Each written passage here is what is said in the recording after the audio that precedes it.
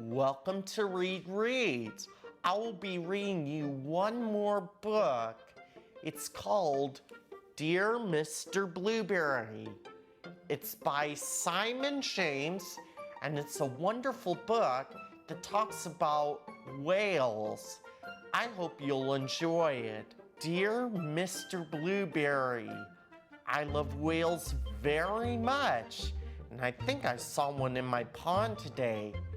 Please send me some information on whales, as I think he might be hurt.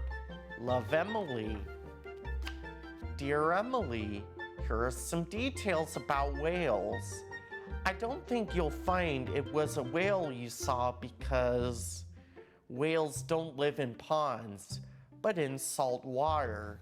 Yours sincerely, your teacher, Mr. Blueberry. Dear Mr. Blueberry, I am now putting salt into the pond every day before breakfast. And last night, I saw my whale smile. I think he is feeling better. Do you think he might be lost? Love, Emily. Dear Emily, please don't put any more salt in the pond.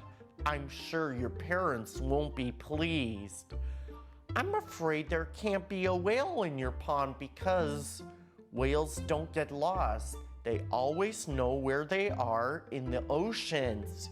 Yours sincerely, Mr. Blueberry. Dear Mr. Blueberry, tonight I am very happy because I saw my whale jump up and spurt lots of water. He looked blue. Does this mean he might be a blue whale? Love, Emily. P.S. What can I feed him with? Dear Emily, blue whales are blue and they eat tiny shrimp-like creatures that live in the sea. However, I must tell you that a blue whale is much too big to live in your pond. Yours sincerely, Mr. Blueberry. P.S. Perhaps it is a blue goldfish. Dear Mr. Blueberry, last night I read your letter to my whale. Afterward, he let me stroke his head. It was very exciting. I secretly took up some crunched up cornflakes and breadcrumbs. This morning, I looked in the pond and they were all gone.